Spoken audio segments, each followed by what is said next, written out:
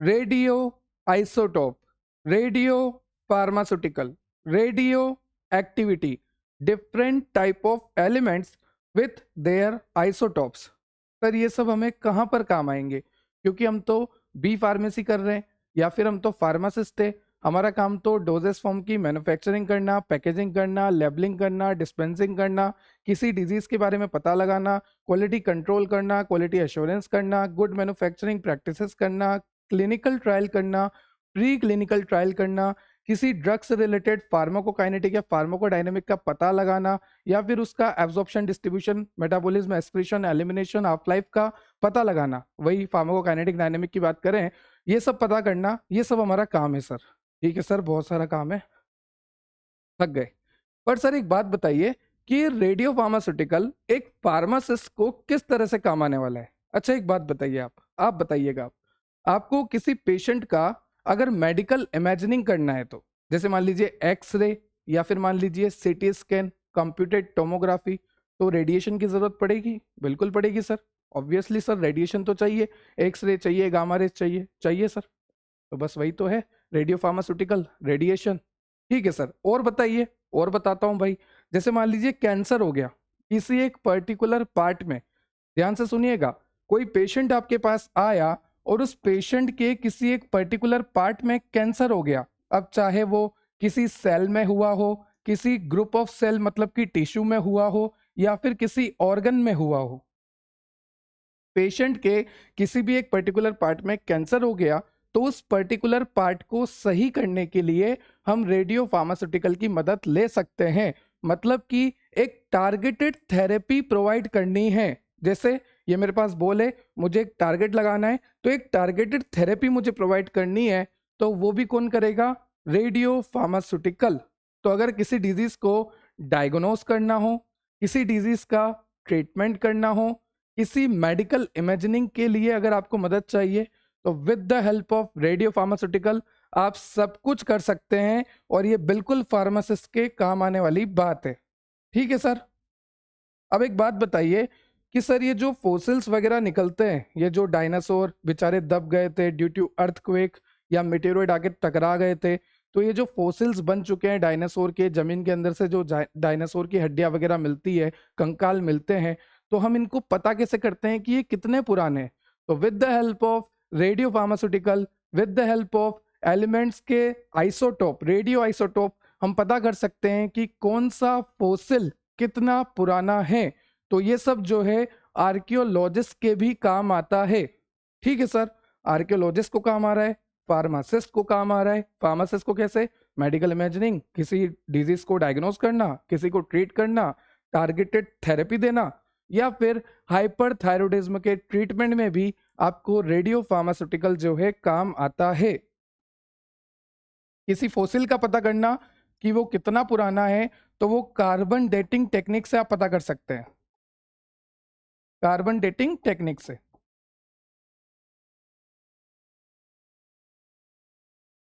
ठीक है सर, क्या क्या पढ़ना है यहाँ पर आपको पढ़ना है सबसे पहले रेडियो एक्टिविटी, उसके बाद कि रेडियो एक्टिविटी को आप किस तरह से मेजर कर सकते हैं। रेडियो एक्टिविटी होती क्या है, चलो ठीक है समझ लेंगे। उसके बाद रेडियो एक्टिविटी कितनी रिलीज हो रही है उसको कैसे मेजर करें, तो मेजरमेंट भी आपको पढ़ना है। तो सबसे पहले तो हम देखेंगे कि रेडियो फार्मास्यूटिकल क्या होता है, फिर देखेंगे रेडियो एक्टिविटी क्या होती है, फिर देखेंगे कि किसी भी रेडियो एक्टिविटी को अगर मेजर करना है तो किस तरह से मेजर कर सकते हैं। फिर आप देखोगे properties of alpha, beta and gamma radiation. जो भी आपकी अल्फा रेडिएशन है, गामा रेडिएशन है, बीटा रेडिएशन है, इनकी क्या क्या प्रॉपर्टीज होती है, क्या चार्ज होता है, क्या ये कंडक्ट करते हैं, कितने हैवी होते हैं, क्या इनका आयोनाइजिंग पावर होता है, क्या इनकी स्पीड होती है, ये सब कंपैरिजन से पढ़ेंगे। ठीक है, अल्फा अलग, बीटा अलग और गामा अलग, इस तरह से कंपैरिजन करके हम पढ़ेंगे। क्लियर? चलिए सर ठीक है, प्रॉपर्टीज भी देख लेंगे अल्फा बीटा गामा की। उसके बाद हाफ लाइफ। हाफ लाइफ का सीधा सा मतलब है, जैसे मान लीजिए मैं यहाँ पे खड़ा हूं और मैंने कोई ड्रग ली, कोई भी anti epileptic, anti pyretic, analgesic, कोई भी ये ड्रग है, ये ड्रग जब मैं अपनी बॉडी में लूंगा ओरली, सपोज मैंने इसको ओरली लिया, ठीक है, तो हाफ लाइफ का ये मतलब है कि ये कितनी देर में 50% कंज्यूम हो चुकी है। ठीक है, जैसे मान लीजिए 500 mg की है, तो जब ये 250 mg, शुरू में ये कितनी थी 500 mg, और थोड़े टाइम के बाद ये 250 mg पर भी आएगी, क्योंकि कुछ ड्रग एब्जॉर्ब होगी, कुछ ड्रग मेटाबोलाइज होगी, एक्सक्रीट आउट होगी। तो इसकी कंसंट्रेशन हमारे ब्लड प्लाज्मा में जब 50% हो जाए, आधी हो जाए, तो उसी को बोलते हैं हाफ लाइफ। ठीक है, तो हाफ लाइफ को भी देखेंगे। उसके बाद होता है रेडियो आइसोटोप। ठीक है, जैसे कि आपका सोडियम आयोडाइड 131, तो इसका स्टोरेज कंडीशन, इसके लिए प्रिकॉशन, इसके एप्लीकेशन। आई रिपीट, इसका स्टोरेज कंडीशन कि किस तरह से आप इसको रखेंगे सोडियम आयोडाइड 131 को, इसके प्रिकॉशन कि क्या क्या बात आपको ध्यान रखना है जब आप इसका स्टोरेज करते हैं तो, और इसके एप्लीकेशन के इसके क्या क्या फायदे हैं। यूनिट क्लियर हो गई? क्या क्या आपको पढ़ना है? सबसे पहले रेडियो फार्मास्यूटिकल, फिर रेडियो एक्टिविटी, फिर मेजरमेंट ऑफ रेडियो एक्टिविटी, फिर property of alpha beta gamma radiation, फिर हाफ लाइफ, फिर रेडियो आइसोटोप जैसे कि सोडियम आयोडाइड 131, और इसका आप पढ़ोगे क्या क्या, स्टोरेज, प्रिकॉशन, एप्लीकेशन। क्लियर? चलिए स्टार्ट करते हैं रेडियो फार्मास्यूटिकल। सर स्टार्ट तो कर देंगे, पर ये बोल किस लिए लाए हो? कुछ खेलना मिलना है क्या? स्पिन करानी है, स्विंग करानी है? अभी बताता हूँ। देखो, रेडियो फार्मास्यूटिकल की बात करते हैं। Radiopharmaceutical are radioactive drug. देखो, रेडियो फार्मास्यूटिकल और कुछ भी नहीं है, radiopharmaceutical are radioactive drug. और ड्रग का क्या काम होता है? डायग्नोस करना, क्योर करना, ट्रीट करना पेशेंट को। तो यहाँ पर लिखा है डायग्नोसिस के काम आती है, ट्रीटमेंट के काम आती है वेरियस डिजीज में। ठीक है, तो what is radiopharmaceutical? Radiopharmaceutical are radioactive drugs that are used for diagnosis and treatment purpose in patients वगैरह। ठीक है, अब देखो, ये जो रेडियो फार्मास्यूटिकल होते हैं ये बने होते हैं रेडियो आइसोटॉप से, और साथ में होता है बायोलॉजिकल मॉलिक्यूल, मतलब कि आपका एपीआई, आपका एक्टिव मॉलिक्यूल। ठीक है, तो रेडियो फार्मास्यूटिकल क्या होते हैं? Radiopharmaceutical are made up of radioisotope and biological molecule. Clear हो गया सर कि रेडियो फार्मास्यूटिकल कुछ नहीं है, रेडियो एक्टिव ड्रग ही होते हैं। ये बने होते हैं radio isotope of biological molecule से। इनका काम होता है डायग्नोस करना या किसी भी डिजीज को ट्रीट करना। ठीक है, और मैंने आपको ये भी बताया था कि ये किसी पर्टिकुलर सेल को, पर्टिकुलर टिश्यू को, पर्टिकुलर ऑर्गन को भी टारगेट करते हैं। ठीक है सर, क्लियर हो गया कि ये क्या होते हैं? Radiopharmaceutical radio active drug होती है, इनका काम होता है पर्टिकुलर सेल को, पर्टिकुलर टिश्यू को, पर्टिकुलर ऑर्गन को टारगेट करना या फिर पेशेंट को डायग्नोस करना, उनको ट्रीट करना। ये किससे बने होते हैं? रेडियो फार्मास्यूटिकल जो है रेडियो आइसोटॉप और बायोलॉजिकल मॉलिक्यूल से मिलकर बने होते हैं। ठीक है, अब देखो, radiopharmaceutical are administered in small dose that trace a particular physiological और पैथोलॉजिकल प्रोसेस। इसको आपको किस में देना है? स्मॉल डोज में देना है। चलिए, अगर आपको ट्रेस करना है कि क्या हमारी बॉडी में चेंजेस आ रहे हैं, ठीक है, क्या ट्रेस करना मतलब एक तरह से डायग्नोस करना ही हो गया। ठीक है, तो भी आप रेडियो फार्मास्यूटिकल का यूज लेंगे ही सही, ऑब्वियसली। क्लियर हो गया पहला पेज? Define radio pharmaceutical. आप बता सकते हैं कि radiopharmaceutical are radioactive drug. ठीक है, किससे बना होता है, क्या काम होता है, और ये लास्ट लाइन। चले आगे, चलिए next, how they are used. तो ये रेडियो फार्मास्यूटिकल है, सपोज आपके पास ये रेडियो फार्मास्यूटिकल है, तो रेडियो फार्मास्यूटिकल को आप कैसे यूज करेंगे? तो रेडियो फार्मास्यूटिकल को किसी भी तरह से आप अपनी बॉडी में एडमिनिस्टर कर सकते हैं, चाहे आप ओरली करें, चाहे आप इंजेक्शन के थ्रू करें, ठीक है, चाहे आप आइस के थ्रू करें, तो आप किसी भी थ्रू रेडियो फार्मास्यूटिकल को अपनी बॉडी में एडमिनिस्टर कर सकते हैं, किसी भी रूट ऑफ एडमिनिस्ट्रेशन के through, like a mouth, like a injection. ठीक है, ठीक है सर, आगे बताइए। देखो, रेडियो फार्मास्यूटिकल कहाँ पे काम आते हैं?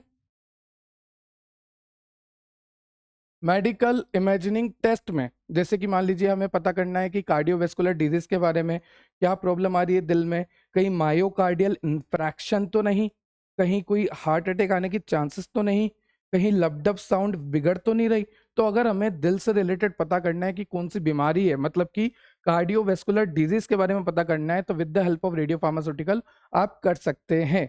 उसके बाद न्यूरो डीजनरेटिव डिजीज के बारे में भी आप पता कर सकते हैं। सर ये न्यूरो डीजनरेटिव डिजीज क्या होता है? तो जब आप सेकंड सेमेस्टर में जाओगे तो वहां पर पढ़ोगे पैथोफिजियोलॉजी। वहां पर आपको दे रखी है एक डिजीज, पार्किंसन डिजीज। यहाँ पर क्या होता है कि आपके जो डोपामिनर्जिक न्यूरॉन है वो धीरे धीरे डीजनरेट होने लग जाते हैं, जिसकी वजह से आपको याददाश्त चली जाती है और थोड़ी देर में आप सब कुछ भूल जाते हो। मान लीजिए अभी मैं किसी से मिल रहा हूँ और भाई कैसा है, 2 मिनट बाद भाई तू कौन है, ठीक है। मेरे दादाजी का भी थोड़ा जैसे जैसे ओल्ड एज आता है वैसे ही हो जाता है। कभी वो मेरे को छोटा भाई समझते हैं, कभी बड़ा भाई समझते हैं, ठीक है। हम 3 भाई हैं तो होता है ऐसा। This is a neuro degenerative disease, this is a Parkinson disease. तो अगर आपको पता करना है न्यूरो डिजनरेटिव डिजीज का एक एग्जांपल हो गया पार्किंसन, तो with the help of radiopharmaceutical आप पता कर सकते हैं। एंड अगर आपको पता करना है कार्डियोवास्कुलर डिजीज का, तो with the help of radiopharmaceutical आप पता कर सकते हैं। और अगर आपको किसी कैंसर को भी आइडेंटिफाई करना है, डिटेक्ट करना है, डायग्नोज करना है या क्योर करना है, तो with the help of radiopharmaceutical आप पता कर सकते हैं, ठीक है। Also use to treat certain cancer, और भी अलग अलग तरह के कैंसर भी आप सही कर सकते हैं, ट्रीट कर सकते हैं, डायग्नोज कर सकते हैं with the help of radio pharmaceutical, ठीक है। काफी अच्छा इंट्रोडक्शन हो गया रेडियो फार्मास्यूटिकल का, न्यूरो डिजनरेटिव डिजीज है ना, कार्डियोवेस्कुलर डिजीज, कैंसर वगैरह। अब देखो एग्जांपल की बात करें तो technetium 99M, the most widely used radio nuclide in nuclear medicine. अगर बात करूं न्यूक्लियर मेडिसिन में तो मोस्ट वाइडली यूज्ड होता है ये आपका टेक्नीशियम 99M, ठीक है। उसके बाद और भी आपको दे रखा है technetium TC99M sestamibi, a radiopharmaceutical used to treat or detect coronary artery disease and evaluate myocardial infarction। जैसे मान लीजिए मैं आपके सामने खड़ा हूं, अगर मेरी बॉडी में कोरोनरी आर्टरी डिजीज को पता करना है कि हो रहा नहीं हो रहा, डायग्नोस करना है कि क्या चांसेस बन रहे हैं, या फिर मायोकार्डियल इन्फ्रैक्शन को, ये भी दिल से रिलेटेड बीमारी है, अगर उसको इवेल्युएट करना है, तो with the help of this technetium TC99M स्टिमी, इससे आप पता करते हो कि आपकी बॉडी में कहीं चांसेस तो नहीं है कोरोनरी आर्टरी के या फिर मायोकार्डियल फंक्शंस चेंज तो नहीं हो रहे। अगर उसको पता करना है कि नहीं यार दिल के फंक्शन चेंज हो रहे हैं, लबडब साउंड आगे पीछे हो रही है, एट्रियम पहले भरा रहा है, वेंट्रिकल धीरे खाली हो रहा है, तो ये जो भी हार्ट से रिलेटेड फंक्शन है, जो भी चेंजेस आपको अगर डिटेक्ट करना है, एवेल्युएट करना है, तो विद द हेल्प ऑफ आप रेडियो फार्मास्यूटिकल कर सकते हैं। ये एग्जाम्पल्स हो गए, ठीक है। अब बात करते हैं रेडियो एक्टिविटी। देखो ये बोल में इसीलिए लेकर आया हूं, अब आपको समझ में आएगा क्यों लेकर आया हूं, ध्यान से सुनना। Radio activity is the process by which N unstable atomic nuclei release energy. Suppose this is unstable atomic nuclei, ये मैंने आपको बना रखा है ना, अनस्टेबल इसलिए उदास है, तो सपोज मैंने इसको बाहर निकाल लिया, this is unstable atomic nuclei, तो ये क्या करेगा, रेडिएशन रिलीज करेगा, एनर्जी रिलीज करेगा। अनस्टेबल है, दिस इज अनस्टेबल, और ये अगर अनस्टेबल है तो ये स्टेबल होने के लिए, आई रिपीट, ये अभी कैसा था, अनस्टेबल था, ये अनस्टेबल स्टेबल होने के लिए एनर्जी रिलीज करता है। तो यहां पर यही लिखा है, अनस्टेबल एटॉमिक न्यूक्लियाई जो है एनर्जी रिलीज करता है in the form of radiation. किस फॉर्म में रिलीज करेगा, रेडिएशन की फॉर्म में रिलीज करेगा एनर्जी। और ये एनर्जी क्यों रिलीज कर रहा है, ताकि ये स्टेबिलिटी को अचीव कर सके। Everyone wants to make their atom और न्यूक्लियस स्टेबल, ठीक है, तो स्टेबिलिटी के लिए ये सब कर रहा है।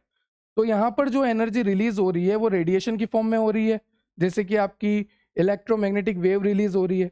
तो ये नेचुरली भी होता है, जैसे कि ये एटम है, अब इसका जो न्यूक्लियस है वो अनस्टेबल है, तो वो एनर्जी रिलीज कर रहा है और स्टेबल होना चाह रहा है, तो ये नेचुरली भी होता है।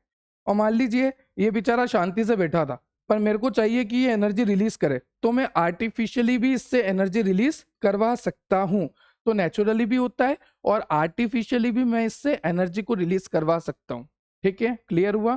तो यहाँ पर लिखा है देखो, unstable atomic nuclei releases energy in the form of radiation, in the form of particle और इलेक्ट्रोमैग्नेटिक वेव। नेचुरली भी होता है और आप इंड्यूस करवा सकते हैं आर्टिफिशियली भी, ठीक है।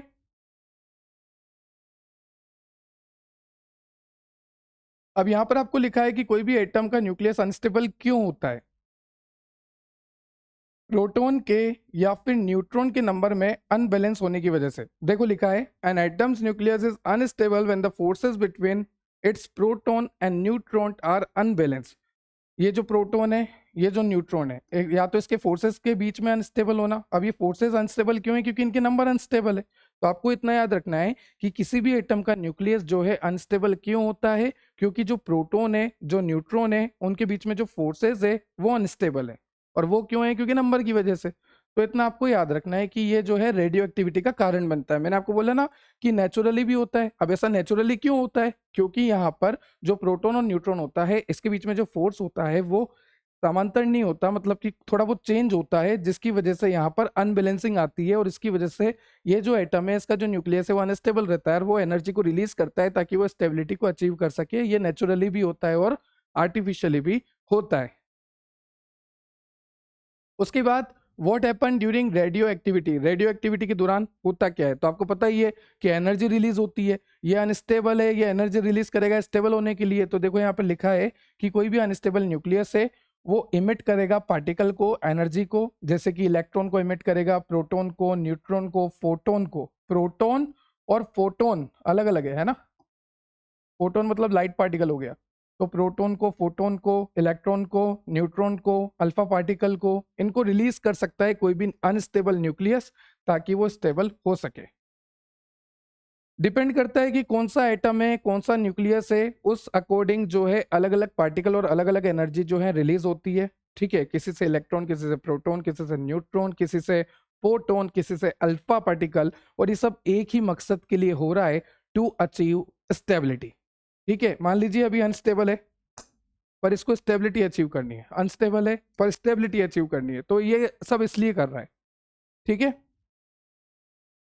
What are the effects of radioactivity? अब रेडियो एक्टिविटी के क्या इफेक्ट होंगे? देखो, आपके टिश्यू को, आपके सेल्स को, आपके ऑर्गन्स को ये डैमेज भी कर सकता है। रेडियो एक्टिविटी बहुत खतरनाक होती है। अगर इसका सही से यूज करें तो बहुत अच्छी है, पर अगर इसका थोड़ा सा भी मिस यूज हो गया या किसी अनएक्सपीरियंस पर्सन ने गलती से ऐसा कुछ कर दिया तो ये आपके टिश्यू को, ऑर्गन को डैमेज कर सकती है, बहुत ही लीथल साबित हो सकती है आपके लिए, चाहे फिर वो प्लांट हो, एनिमल हो, ह्यूमन हो, किसी के भी टिश्यू को। ठीक है, नेक्स्ट आपको दे रखा है रेडियो एक्टिविटी का मेजरमेंट। रेडियो एक्टिविटी क्लियर हो गई कि कोई भी अनस्टेबल एटम का, अनस्टेबल न्यूक्लियस है वो एनर्जी को रिलीज कर रहा है, फोटोन को रिलीज कर रहा है, इलेक्ट्रॉन को, प्रोटॉन को, न्यूट्रॉन को, अल्फा पार्टिकल को रिलीज कर रहा है टू अचीव देयर स्टेबिलिटी। और वो ऐसा क्यों कर रहा है?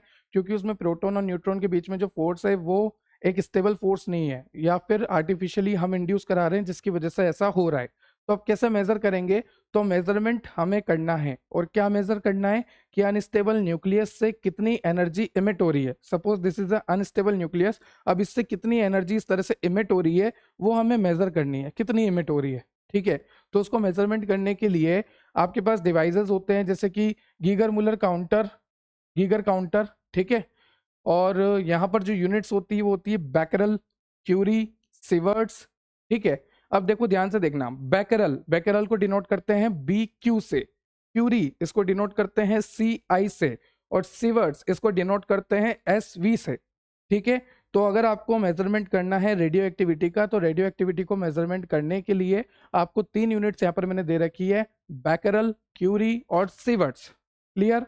अब यहाँ पर ध्यान से देखो, the number of radio active decay पर सेकेंड, एक अनस्टेबल न्यूक्लियस से number of radio active decay पर सेकंड कितना हो रहा है, एक सेकंड में कितना डिके हो रहा है, कितना रिलीजमेंट हो रहा है, उसको मेजर करना है। तो किस यूनिट में लिखेंगे? बैकरल। तो बैकरल यूनिट कहां पर काम लेंगे? The number of radio active decay पर सेकंड, कितना रेडियो एक्टिव डिके हो रहा है पर सेकंड। अगर वो कुछ बताना है तो फिर आप बैकरल यूनिट का यूज लेंगे।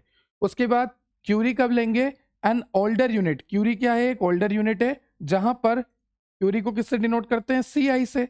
तो एक सी आई का मतलब होता है 3.7 into 10⁻10 decay per second, 1 curie, और we can say 1 C I is equal to 3.7 into 10⁻10 decay per second.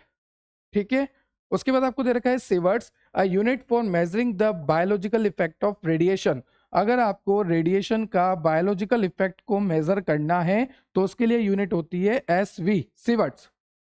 Clear हो गया? उसके बाद आपको दे रखा है properties of alpha, beta, gamma radiation. तो ऑब्वियसली किसी भी रेडियो एक्टिव मटीरियल से, किसी भी रेडियो एक्टिव मटीरियल से एमिशन होता है, एनर्जी रिलीज होती है। कोई अल्फा निकालेगा, कोई बीटा निकालेगा, कोई गामा एनर्जी को, रेडिएशन को एमिट करेगा। पर इनकी प्रॉपर्टी सबकी अलग अलग होती है। इनकी स्पीड अलग होती है, इनका कंपोजिशन अलग होता है, इनकी आयनाइजिंग पावर अलग होती है, इनकी पेनिट्रेशन पावर अलग होती है। तो इनका कंपैरिजन पढ़ना है और ये बहुत ज़्यादा इंपॉर्टेंट है। यहाँ से क्वेश्चन बनता ही बनता है, क्योंकि यहाँ पर आपको अलग अलग रेडिएशन के बारे में पूछा है, अल्फा के बारे में, बीटा के बारे में, गामा के बारे में। तो जैसा कि आप देख सकते हैं यहाँ पर आपको डिफरेंस साफ साफ नजर आ रहा है, alpha radiation, beta radiation, gamma radiation. तो सबसे पहले स्टार्ट करते हैं अल्फा रेडिएशन से। तो अल्फा रेडिएशन का अगर मैं कंपोजिशन देखूं कि अल्फा रेडिएशन बना किससे होता है, तो it consist of 2 proton and 2 neutron. ये किससे बना होता है? 2 प्रोटॉन से और 2 न्यूट्रॉन से। तो अगर मैं अल्फा की बात करूं तो 2 प्रोटॉन और 2 न्यूट्रॉन से बना होता है, जिसकी वजह से ये हैवी होता है। चलिए फिर बात करते हैं बीटा रेडिएशन की। तो consist of high energy high speed electron या पॉजिट्रॉन। ये किससे बना होता है? या तो इलेक्ट्रॉन से या पॉजिट्रॉन से। पॉजिट्रॉन का मतलब होता है कि अगर बीटा के ऊपर प्लस चार्ज है तो पॉजिट्रॉन, और अगर बीटा के ऊपर माइनस चार्ज है तो इलेक्ट्रॉन। क्लियर? अगर प्लस चार्ज है तो पॉजिट्रॉन, माइनस चार्ज है तो इलेक्ट्रॉन। तो आपको ये बात पता होनी चाहिए कि बीटा रेडिएशन जो है ये बनी होती है हाई एनर्जी हाई स्पीड के पॉजिट्रॉन या इलेक्ट्रॉन से। क्लियर? उसके बाद बात करते हैं गामा की। तो ये हाई एनर्जी फोटॉन्स होते हैं, ये और कुछ भी नहीं होते, ये क्या होते हैं? फोटॉन्स होते हैं। हाई एनर्जी के फोटॉन्स होते हैं, लाइट पार्टिकल होते हैं। ठीक है, LIGHT। चलिए, तो हमने क्या देखा कि अल्फा बीटा और गामा रेडिएशन में क्या फर्क आ रहा है? सबसे पहले कंपोजिशन का फर्क आ रहा है कि जो अल्फा होता है वो 2 प्रोटॉन 2 न्यूट्रॉन का बना होता है और ये हैवी होता है इसकी वजह से। उसके बाद जो बीटा होता है वो जो है हाई एनर्जी हाई स्पीड वाले इलेक्ट्रॉन या पॉजिट्रॉन का बना होता है। उसके बाद गामा रेडिएशन और कुछ नहीं है, अगर इसका कंपोजिशन देखूं तो ये फोटोन है। ठीक है, ये हाई एनर्जी के फोटोन्स होते हैं। क्लियर? उसके बाद बात करते हैं पेनिट्रेशन पावर की, कि कौन ज्यादा पेनिट्रेट होता है। तो पेनिट्रेशन पावर की अगर मैं बात करूं तो सबसे कम पेनिट्रेशन होता है आपके अल्फा रेडिएशन में। आई रिपीट, अगर अल्फा रेडिएशन की बात करें तो अल्फा रेडिएशन जो है पेनिट्रेट नहीं कर पाती, सबसे कम पेनिट्रेशन पावर होता है अल्फा रेडिएशन में। ठीक है, इतना कम होता है कि ह्यूमन की स्किन भी उसे रोक देती है। उसके बाद बीटा की बात करें तो इसमें ज्यादा होता है as compare to alpha, alpha से ज्यादा होता है बीटा में। और अगर बीटा से कंपेयर करें गामा को तो गामा में सबसे ज्यादा होता है। तो ध्यान रखना, अगर पेनिट्रेशन के बारे में पूछे कि पेनिट्रेशन सबसे कम किस में होता है, तो अल्फा में, और सबसे ज्यादा किस में होता है? गामा में, और बीच में कौन आ गया? बीटा। तो सबसे कम अल्फा पेनिट्रेशन पावर के मामले में और सबसे ज्यादा होता है गामा पेनिट्रेशन पावर के मामले में। पर वहीं अगर मैं बात करूं आयोनाइजिंग पावर की और मास की, तो ध्यान से सुनना, मास की बात करो या आयोनाइजिंग पावर की बात करो, उसमें आपका अल्फा ज्यादा होता है। देखो अल्फा में हमने ये बात तो देख ली कि अल्फा का जो है पेनिट्रेशन पावर कम है। ठीक है, पर अल्फा का आयोनाइजिंग पावर सबसे ज्यादा होता है एंड मास भी सबसे ज्यादा होता है। ठीक है सर, अल्फा का आयोनाइजिंग पावर ज्यादा होता है, मास ज्यादा होता है बीटा और गामा से।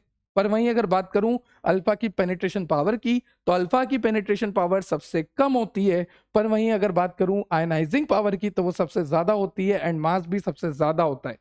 क्लियर?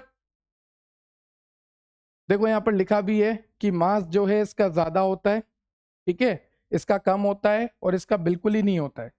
क्लियर हो गया? और उसके बाद मैंने ये भी बोला था आयनाइजिंग पावर तो सबसे ज्यादा अल्फा की होती है, फिर इसकी कम होती है और इसकी बहुत ही कम होती है। क्लियर? ये दोनों पॉइंट क्लियर? उसके बाद आपको यहाँ पे लिखा है चार्ज। तो चार्ज यहाँ पर +2e होता है, पॉजिटिवली चार्ज होता है ये। अगर बीटा की बात करूँ तो आपको पता है नेगेटिवली भी होता है पॉजिटिवली भी होता है। नेगेटिवली मतलब इलेक्ट्रॉन, पॉजिटिवली मतलब पॉजिट्रॉन। ठीक है, उसके बाद गामा रेडिएशन की बात करूं तो गामा रेडिएशन में कोई भी चार्ज नहीं होता, गामा रेडिएशन जो है न्यूट्रल होती है, ये बात ध्यान रखना।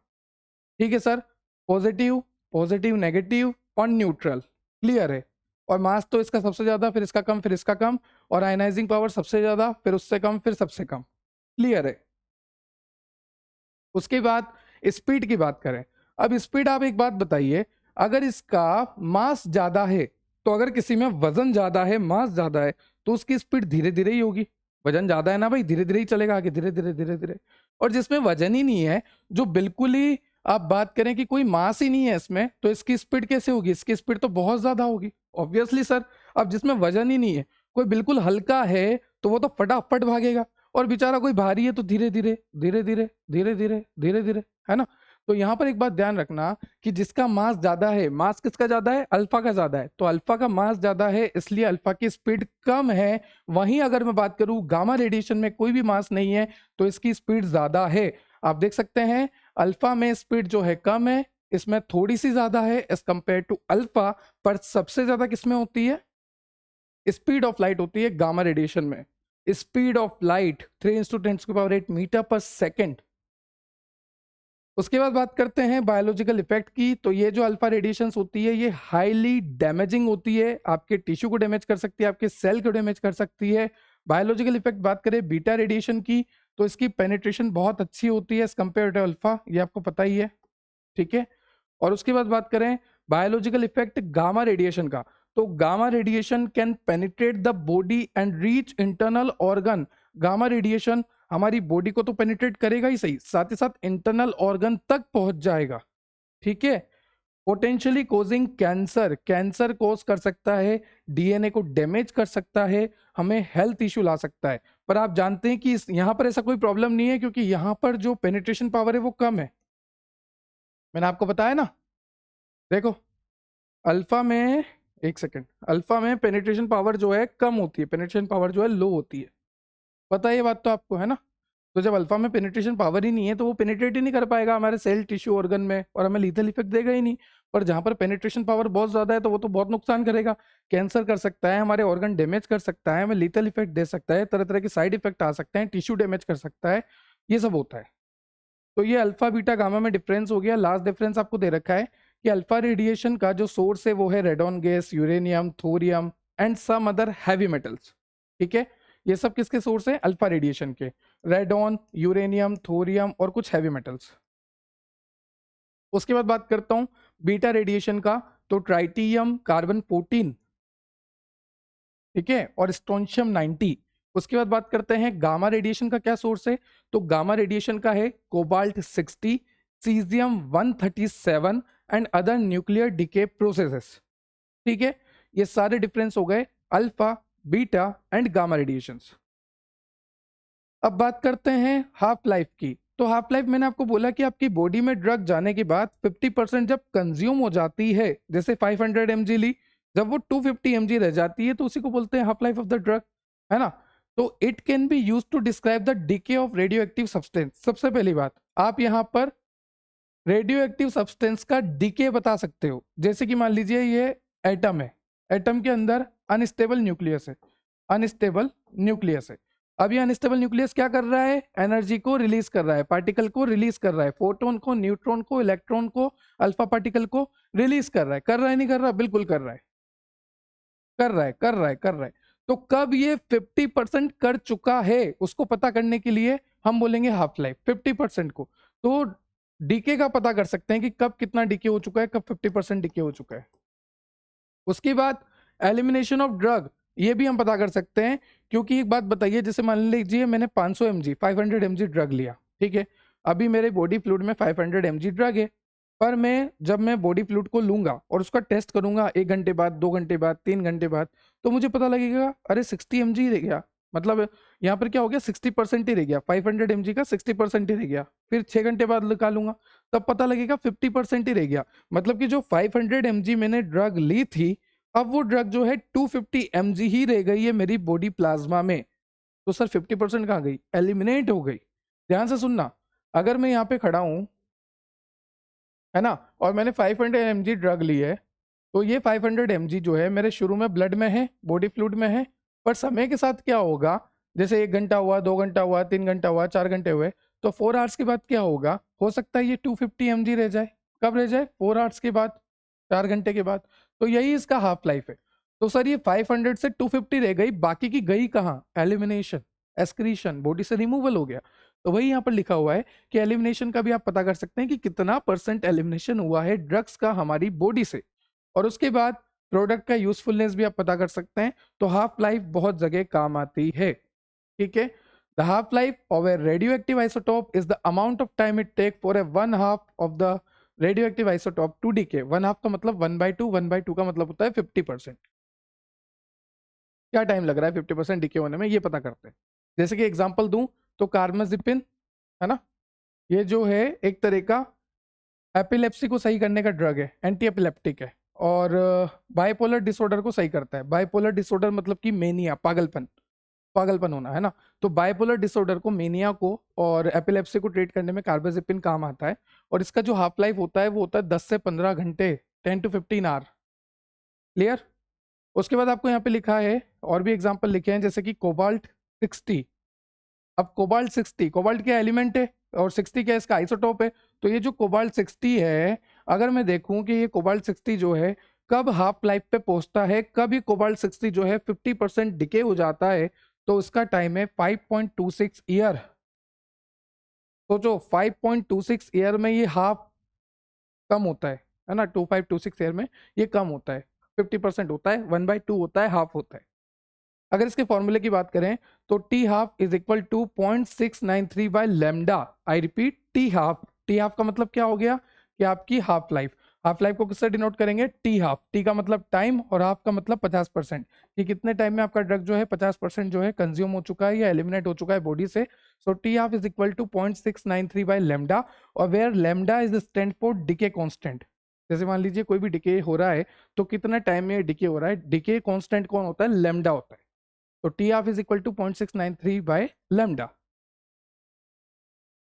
उसके बाद बात करते हैं radioisotope, also known as radioactive isotope. ठीक है। तो एलिमेंट है, कोई भी एलिमेंट है, जैसे कि आपका कार्बन है ना, आपका आयोडीन है, कोई भी एलिमेंट है, पीरियोडिक टेबल का एलिमेंट है। पीरियोडिक टेबल याद है ना, S block, P block, D block, F block, याद आ रहा है कुछ। Hydrogen, helium, lithium, beryllium, boron, carbon, nitrogen, oxygen, fluorine, neon, sodium, magnesium, aluminium, silicon, phosphorus, sulphur, chlorine, argon, potassium, calcium, scandium, titanium, vanadium, chromium, iron, cobalt, nickel, copper, zinc. ठीक है, रुक जाता हूँ। ये जो एलिमेंट्स हैं इन्हीं की बात चल रही है। तो ये जो एलिमेंट्स है पीरियोडिक टेबल के, वहां पर हमें देखना है, ठीक है, इन एलिमेंट्स का आइसोटोप। एलिमेंट्स का वह आइसोटोप जिसमें अनस्टेबल न्यूक्लियस हो। सपोज ये एलिमेंट है, कोई भी एलिमेंट है पीरियोडिक टेबल का, एलिमेंट का ये वह आइसोटोप है। ये क्या है, एलिमेंट का आइसोटोप है। एलिमेंट का, ध्यान से सुनना, एलिमेंट का वो आइसोटोप जिसमें अनस्टेबल न्यूक्लियस हो। आई रिपीट, कोई भी एलिमेंट है पीरियोडिक टेबल का, एलिमेंट का वो आइसोटोप, आइसोटोप पता ही है आपको, ठीक है, एटॉमिक नंबर, एटॉमिक मास के बेसिस पे डिफाइन करते हैं। तो आइसोटोप का मतलब क्या है, यहाँ पर जो भी एलिमेंट है उसका हमने आइसोटोप बनाया। अब वो आइसोटोप में अगर अनस्टेबल न्यूक्लियस है तो उसकी बात कर रहे हैं। तो एलिमेंट का वह आइसोटोप जिसमें अनस्टेबल न्यूक्लियस हो, मतलब कि वो डीके हो रहा है। डीके हो रहा है मतलब कि यहाँ से एनर्जी रिलीज होगी। अनस्टेबल तो ये रेडिएशन रिलीज करेगा, करेगा करेगा करेगा। अनस्टेबल न्यूक्लियस है तो ये क्या करेगा, एनर्जी को रिलीज करेगा, एमिट करेगा, रेडिएट करेगा, है ना। तो यहाँ पर रेडिएशन जो होगी वो अल्फा भी हो सकती है, बीटा भी हो सकती है, गामा, ये सब आपको पता ही है। ठीक है। और ये प्रोसेस चलती रहती है, चलती रहती है, चलती रहती है, कब तक, जब तक कि ये स्टेबिलिटी अचीव नहीं कर ले। तो वही यहाँ पर लिखा है, रेडियो आइसोटोप और radio active isotope is a isotope of A element that has a unstable nucleus. मतलब कि वो डिके हो रहा है समय के साथ, वो एनर्जी को रिलीज कर रहा है, पार्टिकल को रिलीज कर रहा है, इलेक्ट्रोमैग्नेटिक रेडिएशंस को रिलीज कर रहा है, alpha, beta, gamma, proton, neutron, electron, जो भी वो रिलीज कर रहा है ताकि वो स्टेबल हो जाए। देखो, अल्फा, बीटा, गामा, ये सब रेडिएशन वो रिलीज कर रहा है, और वो ये तब तक करेगा जब तक कि वो स्टेबल फॉर्म में ना आ जाए। ठीक है। Radio isotope have various application, जैसा कि मैंने आपको बताया, ट्रीटमेंट करने में, डायग्नोस करने में, क्योर करने में, मेडिकल इमेजिनिंग करने में हमें काम आता है। ठीक है। जैसे कि the most well known example is carbon 14। मैंने बोला ना, आर्कियोलॉजिस्ट जो कि फोसिल्स की स्टडी करते हैं। अब हमें कोई फोसिल मिला, उस फोसिल को पता करना है कि वो कितने युगों पुराना है, कितने एरा पुराना है, कब का है भाई, कौन सी सदी का है। तो उसको पता करने के लिए with the help of carbon 14 dating technique, पूरा नाम बोलूं, पहले मैंने क्या बोला था, कार्बन डेटिंग टेक्निक, चलेगा, पर और एग्जैक्ट बोलना है, कार्बन 14 डेटिंग टेक्निक से आप पता कर सकते हैं, आर्कियोलॉजिस्ट पता कर सकते हैं कि फोसिल्स जो है कितना पुराना होता है। नेक्स्ट बात करते हैं एग्जाम्पल ऑफ रेडियो आइसोटोप्स। तो एग्जाम्पल कई सारे हैं, कार्बन 14 हो गया, यूरेनियम 235 हो गया, आयोडीन 131 हो गया। तो बहुत एग्जाम्पल है, बथेरे एग्जाम्पल है। ठीक है। एप्लीकेशंस की बात करूं, अरे सर इतनी सारी पढ़ा दी। मेडिसिन में, इंडस्ट्री में, आर्कियोलॉजी में काम आता है, पता ही है अंदर का आपको। ठीक है, मेडिसिन में काम आता है, ट्रीटमेंट वगैरह में, ये देखो कैंसर ट्रीटमेंट, पीईटी स्कैन वगैरह, इंडस्ट्री में काम आता है, रेडियोग्राफी वगैरह। और आर्कियोलॉजी में obviously dating technique, ancient time में कि ये कितना पुराना है, जो भी अगर आपको कुछ भी मिल रहा है, एक अगर डेड बॉडी भी मिल रही है तो कब ये डेड हुआ था, कब ये मरा था, कितना टाइम पुराना, सीआईडी देखा है ना सबने, बस वो वाली बात है। उसके बाद सोडियम आयोडाइड 131, अब ये जो है ध्यान से सुनना, इसके बारे में आपको अलग से क्वेश्चन आता है कि इसका स्टोरेज, इसके एप्लीकेशन, इसके प्रिकॉशन बता दो। तो मैंने बहुत ही अच्छे से आपके लिए डिजाइन करा हुआ है यहाँ पे, बहुत प्यारा है, देखो ध्यान से देखना है ना। सोडियम आयोडाइड 131 की बात करते हैं। For diagnosis and treatment of thyroid related condition, जैसे मान लीजिए अगर मुझे थायराइड रिलेटेड कंडीशन है, अगर मुझे हाइपर थायराइडिज्म है, अगर मुझे हाइपोथायरॉयडिज्म है, हाइपर का मतलब कि मेरी थायराइड ग्लैंड बहुत ज्यादा एक्टिव हो गई, हाइपो का मतलब कि मेरी थायराइड ग्लैंड जो है एक्टिव रही नहीं, बहुत कम एक्टिव हो गई। तो एक जगह तो बहुत ज्यादा एक्टिव हो गई, वो हो गया हाइपर थायरॉयडिज्म, एक जगह बहुत कम हो गई, वो हो गया हाइपोथायरॉयडिज्म। तो अगर थायराइड से रिलेटेड डिजीज का पता लगाना है कि हाइपो है, हाइपर है, कोई दिक्कत है, तो रेडियो फार्मास्यूटिकल की मदद लो, या फिर और बोल सकते हो आप कि सोडियम आयोडाइड 131 की मदद लो। ठीक है, तो अगर बात करूं सोडियम आयोडाइड 131 की, तो इसकी मदद से हम पता कर सकते हैं, डायग्नोस कर सकते हैं, ट्रीटमेंट कर सकते हैं हमारे थायराइड से रिलेटेड कंडीशंस का। और अगर बात करूं सोडियम आयोडाइड 131 की जो हाफ लाइफ होती है वो 8 दिन तक होती है। ठीक है, तो ध्यान से सुनो, sodium iodide 131 NaI, sodium iodide मतलब Na, सोडियम का मतलब Na, आयोडाइड का मतलब आई। तो sodium iodide 131 is a radio active isotope of iodine, iodine का ही एक रेडियो एक्टिव आइसोटोप होता है, कॉमनली यूज्ड इन मेडिसिन, जैसे कि डायग्नोस करने में, ट्रीटमेंट करने में, थायराइड रिलेटेड कंडीशन को आप दे सकते हैं सोडियम आयोडाइड 131 यूज कर सकते हैं। उसके बाद आपको लिखा है, देखो यहाँ पर, कि इसको आपको रूम टेम्परेचर पे रखना होता है 15 से 25 degree Celsius, 15 to 25 degree Celsius पे। ठीक है, so kept at room temperature, storage में आएगी ये सारी बातें, देखो यहाँ पे ये स्टोरेज है ना, स्टोरेज कंडीशन वगैरह, इसको मैंने यहाँ पे शॉर्ट में लिखा हुआ है, ध्यान से सुन लो कि आपको कहाँ पर रखना है, रूम टेम्परेचर पर रखना है 15 टू 25 डिग्री सेल्सियस पे, सनलाइट से दूर रखना है और किसी भी हीट के सोर्स से दूर रखना है। सपोज ये मेरे पास क्या है, सोडियम का, सोडियम आयोडाइड 131 है ना, अब मुझे इसे स्टोर करके रखना है। तो यार ये तो बड़ी दिक्कत है, क्योंकि अगर ये खराब हो गया तो प्रॉब्लम आ जाएगी, तो इसको स्टोर करके रखना है, तो इसको सनलाइट में नहीं रखना, जहां सनलाइट आ रही ना वहां नहीं रखूंगा, छाया में रखूंगा छुपा के एकदम, है ना, अवॉइड सनलाइट कॉन्टेक्ट। ठीक है, और ऐसी जगह पे भी नहीं रखूंगा जहां पर हीट का सोर्स हो, कहीं गर्म जगह पे नहीं रखूंगा, हीटर के पास नहीं रखूंगा, किचन में नहीं रखूंगा, गैस वैस चलता है वहां पे, कहीं भी गर्म जगह पर, कहीं भी हीट के सोर्स के पास, या फिर डायरेक्ट सनलाइट के कांटेक्ट में मुझे इसे नहीं रखना है। क्लियर हो गया। साथ ही साथ रूम टेम्परेचर पे रखना है, कहां पे रखना है, रूम टेम्परेचर पे रखना है, 15 टू 25 डिग्री सेल्सियस पे रखना है। और ऐसा भी नहीं कि मैंने आपको बोला कि गर्म जगह पे नहीं रखना तो आप फ्रिज में रख के आ जाओ, ऐसा नहीं करना है, फ्रिज में रखोगे जम जाएगा, जम जाएगा, खराब हो जाएगा। तो शुड नॉट बी फ्रोजन, जमने नहीं देना। Store in well shielded container to prevent exposure, और इसको हमें वेल शील्ड कंटेनर में रखना है। सपोज ये आपका सोडियम आयोडाइड 131 है, इसको मैंने वेल शील्ड कंटेनर में रख दिया। अब ये जो वेल शील्ड कंटेनर में मैंने इसको रखा है, तो उसके बाद क्या हुआ कि यहाँ पर कोई भी प्रिवेंट, मतलब कोई भी फर्दर एक्सपोजर नहीं होगा, एक्सपोजर से हमने प्रिवेंट कर दिया। यहाँ पर इसको सनलाइट भी कॉन्टेक्ट में नहीं आएगी, इसको अच्छे से पैक कर दिया मैंने, देखो कोई भी हीट का कॉन्टेक्ट भी आएगा तो भी कोई दिक्कत नहीं, अच्छे से पैकिंग है इसकी। तो यहाँ पर इसको क्या है, अच्छे से पैक करके रखना है। क्लियर है। Stored in well shielded container,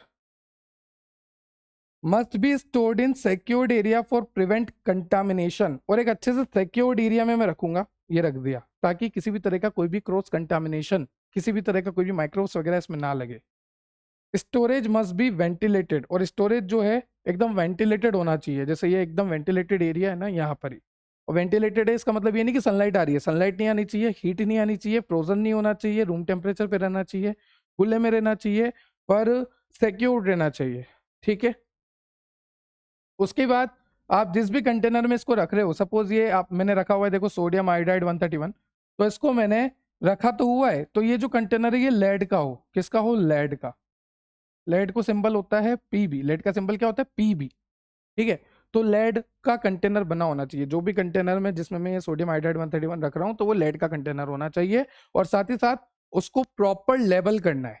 labelling में क्या क्या होता है, जैसे अगर एक कफ सिरप की लेबलिंग में आपको बताऊं, कफ सिरप तो नहीं है यहाँ पर, ये क्या है, लिस्ट्रीन माउथ वॉश है, तो इसमें लेबलिंग में वार्निंग दे रखी है, इंग्रेडिएंट दे रखा है कि कौन कौन सा इंग्रेडिएंट है, डायरेक्शंस दे रखी है। तो ये इस तरह से प्रॉपर लेबलिंग होनी चाहिए कि कौन कौन सा इंग्रेडिएंट इसमें है, क्या क्या इसकी डायरेक्शन है, सब कुछ प्रॉपर, मैन्युफैक्चरिंग एक्सपायरी सब कुछ होना चाहिए, ठीक है। तो प्रॉपर लेबलिंग होनी चाहिए अगर आप किसी भी लेड कंटेनर में इसको पैक करके रख रहे हैं तो। क्लियर? चलिए, तो ये इसका इंट्रोडक्शन हो गया, ये इसका स्टोरेज कंडीशन हो गया। उसके बाद प्रिकॉशन और साइड इफेक्ट की अगर बात करूं तो ध्यान से सुनना, patient may be advise to stay away from other especially children and pregnant women. जैसे मान लीजिए कोई छोटा बच्चा है तो इसके कांटेक्ट में ना आए, कोई प्रेग्नेंट वुमेन है तो इसके कांटेक्ट में ना आए, नहीं तो बच्चे को बहुत ज्यादा नुकसान हो सकता है, ठीक है। इसके और साइड इफेक्ट क्या है, ड्राइनेस हो जाती है या इरिटेशन होती है, सूखा जाता है या फिर इरिटेशन होना शुरू हो जाता है। कहाँ कहाँ पर, आपके माउथ में, आपके थ्रोट में, आपके माउथ में, आपके थ्रोट में, आपकी आंखों में, और आपको नोजिया जैसा होगा, feel like vomit, feel like vomit, ठीक है।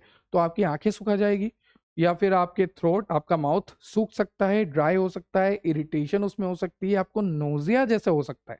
Clear? Long term side effect भी आ सकते हैं, जैसे मान लीजिए आप डेली एक्सपोजर में आ रहे हैं, डेली एक्सपोजर में आ रहे हैं, डेली उसके कांटेक्ट में आ रहे हैं, तो उससे आपको कैंसर के चांसेस बन सकते हैं 100%, ठीक है। तो लॉन्ग एक्सपोजर से क्या होता है, कैंसर के चांसेस जो हैं डेवलप हो जाते हैं। उसके बाद आपको दे रखा है इसका एप्लीकेशन, मतलब कि इसके फायदे हैं, तो आपको ऑब्वियसली पता होना चाहिए कि डायग्नोस्टिक इमेजिनिंग में ये काम आता है, ठीक है। अगर आपको थायराइड के बारे में पता करना है कि थायराइड में क्या दिक्कत चल रही है, थायराइड में कहीं हाइपर थायरोडिज्म तो नहीं हो गया, कहीं हाइपोथायरोडिज्म तो नहीं हो गया, हाइपर वर्सेस हाइपो पता करना है, तो आप कैसे पता कर सकते हैं थायराइड में क्या क्या चल रहा है, थायराइड के फंक्शन कैसे चल रहे हैं, with the help of diagnostic imaging with the help of sodium iodide 131। Clear है? उसकी मदद से पता कर सकते हैं। मतलब कि एप्लीकेशन का मतलब सीधा सा है कि सोडियम आयोडाइड 131 का क्या क्या काम है। उसके बाद आपको दे रखा है रेडियोथेरेपी में भी काम आता है, देखो, allowing it to directly destroy harmful cell by minimizing damage to surrounding tissue। ध्यान से सुनना, अगर मैं यहां पर खड़ा हूं और अगर मुझे थायराइड कैंसर है, सर खुदा ना खास्ता आपको हो, ऐसे फालतू बातें क्यों करते हो। देखो, एग्जाम्पल दे रहा हूँ, पेशेंट है, कोई भी पेशेंट खड़ा है, सपोज उसको थायराइड कैंसर है, तो अब मुझे पता है कि उसको थायराइड कैंसर है, तो ऐसा तो है नहीं कि मैं रेडिएशन उसको यहाँ दूंगा, भाई थायराइड कैंसर है यहीं रेडिएशन दूंगा। मेरी कोशिश क्या होनी चाहिए, मेरी कोशिश होनी चाहिए कि मैं ऐसा रेडियो आइसोटोप दूं, ऐसा रेडियो फार्मास्यूटिकल दूं, ऐसा कुछ दूं कि वो पर्टिकुलर थायराइड पे जाके अटैक करे, एक पर्टिकुलर अटैक करने वाला चाहिए। जैसे बॉल स्टम्प को हिट करती है ना, तो एक पर्टिकुलर मेरे को चाहिए कि वो ही जाके अटैक करे। तो उसके लिए मैं क्या दूंगा, सोडियम आयोडाइड 131। ये सोडियम आयोडाइड 131 है, suppose this is sodium iodide 131। तो ये जो सोडियम आयोडाइड 131 है, ये एक पर्टिकुलर टारगेट पे ही टारगेट करेगा। कहां पे टारगेट करेगा, this sodium iodide 131 targets on the thyroid, especially cancer cell of thyroid, और वहां पर उन कैंसर सेल को डिस्ट्रॉय करेगा। सपोज आपकी ये थायराइड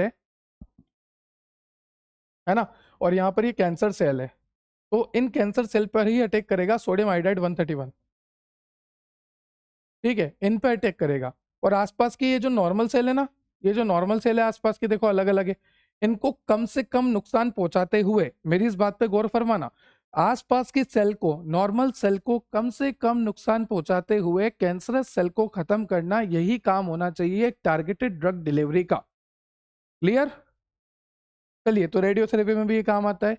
टारगेटेड थेरेपी वही बात हो गई, रेडियो फार्मास्यूटिकल वही बात हो गई, शुरू से पढ़ते आ रहे हैं कि इमेजिनिंग करना है ना, ट्रीट करना, क्योर करना, डायग्नोस करना, वही सारा एग्जाम्पल है। फिर हाइपरथायरॉयडिज्म, जैसे कि मान लीजिए आपको ग्रेव्स डिजीज हो गई, मतलब हाइपरथायरॉयडिज्म हो गया, मतलब ओवर प्रोडक्शन हो रहा है, तो ओवर प्रोडक्शन हो रहा है, ग्रेव्स डिजीज हो गई, हाइपरथायरॉयडिज्म हो रहा है, हाइपरथायरॉयडिज्म हो रहा है, मतलब कि आपकी जो थायराइड ग्लैंड है, सपोज ये थायराइड ग्लैंड है, सपोज कर लो, है ना, तो ये ओवर प्रोडक्शन कर रही है थायरोक्सिन का। आपको पता है ये थायराइड ग्लैंड का क्या काम होता है, थायराइड ग्लैंड का काम होता है थायरोक्सिन हार्मोन को रिलीज करना, ये सुन लो ऑब्वियसली। थायराइड ग्लैंड का क्या काम होता है, थायराइड ग्लैंड का काम होता है थायरोक्सिन हार्मोन को रिलीज करना। अब यहाँ से ज्यादा थायरोक्सिन निकल रहा है, थायरोक्सिन थायरोक्सिन थायरोक्सिन, क्यों? क्योंकि यहाँ की सेल बढ़ चुकी है, क्यों? क्योंकि हाइपर थायरोडिज्म हो गया, तो ज्यादा थायरोक्सिन निकल रहा है। तो अभी हम क्या करेंगे, सोडियम आयोडाइड 131 की मदद लेंगे। ये क्या करेगा, ये थायराइड के टिश्यू को श्रिंक कर देगा। जो सेल बड़ी हो चुकी थी ना, इतनी बड़ी हो चुकी है देखो, और ये थायरोक्सिन बहुत ज्यादा निकाल रही थी, तो टेंशन वाली बात नहीं, सोडियम आयोडाइड 131 आ गया, ये इस बड़े टिश्यू को श्रिंक कर देगा इस तरह से, देखो छोटा सा कर दिया, श्रिंक कर दिया। तो जब टिश्यू ही श्रिंक हो गया तो इसका काम भी कम हो गया, धीरे धीरे निकालेगा वापस, लो भाई लो थायरोक्सिन धीरे धीरे। ठीक है, तो लास्ट में यही लिखा हुआ है, in all uses handling radioactive material such as sodium 131। देखो किसी भी रेडियो एक्टिव मटेरियल को, किसी भी रेडियो आइसोटोप को अगर आपको हैंडलिंग करनी है तो आपको प्रॉपर प्रिकॉशन रखने पड़ते हैं, वो लाइन यहाँ पर लिखी है, strict adherence to safety protocol.